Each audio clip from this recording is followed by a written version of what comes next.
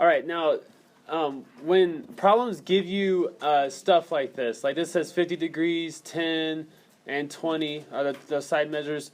They don't always make a triangle. So far, some of the practice that you guys have been doing, and actually the examples that we did, they have solutions. They form an actual triangle. So someone had to do some extra thinking to make sure that it formed a triangle. But it doesn't always make a triangle. And sometimes you can even make two triangles from the stuff that they give you.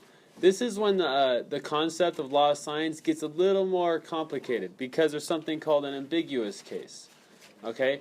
I'm not really quite sure what to put right here. Maybe something I said you're supposed to put there. And I'm not quite sure what to put right here. But, I mean, I guess what I would put right here is, but if they give you two angles, then the triangle exists. I don't know.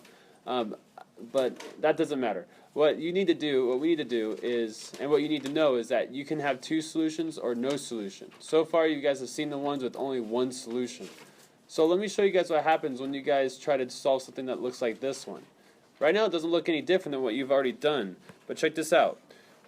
If I were to write out the law of sines right here, it would be, oh wait, let's draw a picture first. So we have A, B, C, lowercase a, lowercase c, no, I'm sorry, I messed up.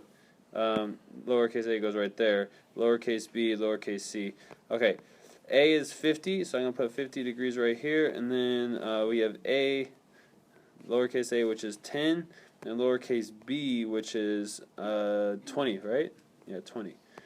Alright, so if I go to try to solve this one, it looks like I'm going to have a complete fraction, so it looks like I'm going to be able to solve it. So we have sine of 50 degrees over 10 equals, and then you have sine of b, capital B, over 20, and this one right here equals sine of capital C over lowercase c.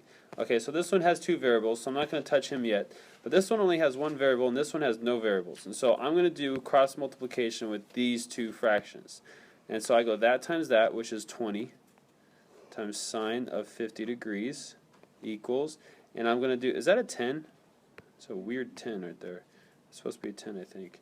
I'm going to go 10 times sine of b, so I have 10 times sine of b. Okay, now, what would I do next to get solve for the b? I divide by 10, very nice. I divide by 10, peace out 10.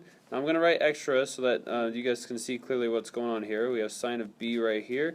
On this side we have 20 sine of 50 divided by 10. Now how do I get this b out of the sine? Inverse sine, very nice. So we're going to say sine inverse, bam bam, and then we go sine inverse to this side. And then we get crazy with our calculator. Okay, so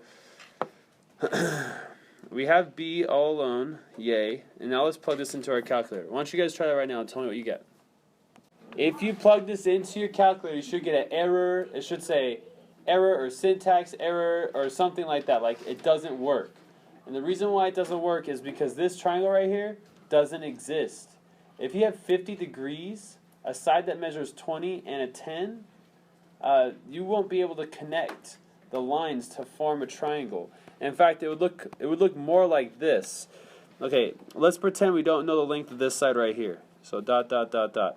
And then this is going to be about 50 degrees. That is about 50 degrees. Because right here would be about 45 degrees, and then if I go all the way, that would be 90 degrees. So I'm just doing about.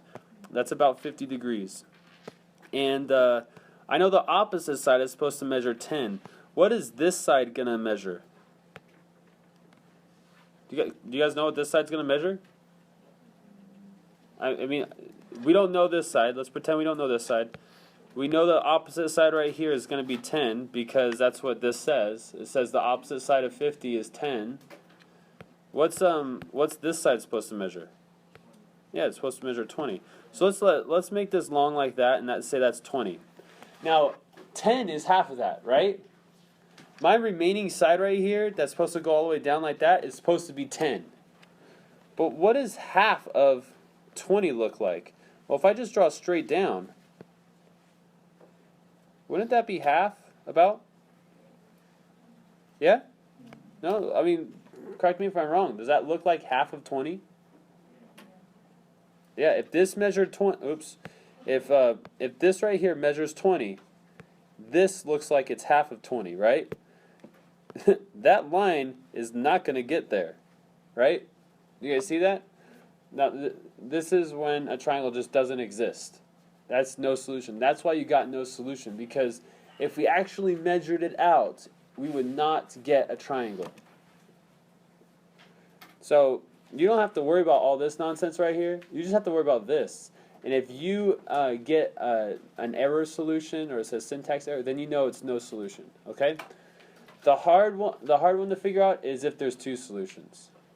Okay, and that's when there's two solutions. That is called the ambiguous case. When there's two solutions, and we'll take a look at that later.